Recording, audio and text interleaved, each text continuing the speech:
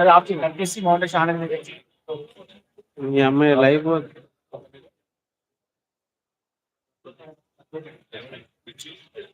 అన్నా live network రావట్లేదు అన్నా.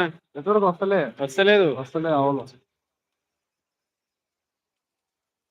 అదే ఫేస్బుక్ మెటా మెటా అని ఓపెన్ చేయడం. పెట్టానా మెటా MUTA మెటా చెప్పారు. ఓపెన్ చేసి దాంట్లో గూగుల్లో కొట్టలేమనుకో ఫేస్బుక్ మెటా అనే వస్తుంది కింద.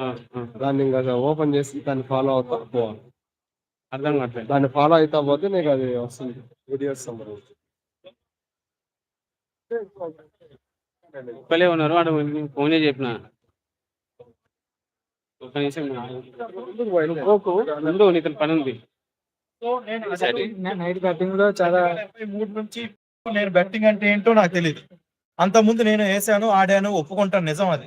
సో అది నేను ఆపడానికి ట్రాన్సాక్షన్ ఏంటి అంటే ఎలా కష్టపడ్డాను, ఎలా ఆపాను అనేది నేను చెప్తాను. ఎందుకంటే ఇప్పుడు మీరు బెట్టింగ్ లో ఈ రేంజ్ లో ఉన్నా నేను చెప్తే ఈ రేంజ్ కి వచ్చేస్తారు. ఎందుకంటే నిజాలు ట్రూత్ అనేది ఇంపాక్ట్ ఎలా ఉంటుందో నేను చెప్తా.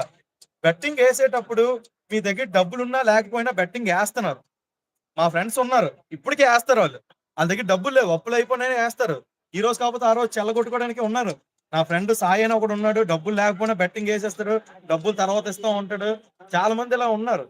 ఉన్న దాంట్లో వాళ్ళు ఏం చేస్తారు, కష్టపడు, సంపాదించు, ఆ రూపాయి పోగొట్టుకున్న తర్వాత నీకు ఆ వాల్యూ తెలుస్తుందని నేను అందరికీ అదే చెప్తాను.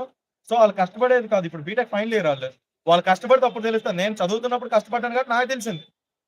నేను ఒకటే అంటా, మీ మీ పేరెంట్స్ మనీని మీరు వేస్ట్ చేయకండి. నేను ఒకటే చెప్తున్నాను, మీ పేరెంట్స్ మనీని రూపాయి అయినా వేస్ట్ అయ్యింది అంటే దానికి బాధ్యతలు నువ్వే. రేపు పొద్దున్న ఫ్యామిలీని ఒక రేంజ్ లో చూడాల్సిన నువ్వే. మీ ఫ్యామిలీకి భారంగా మారద్దు.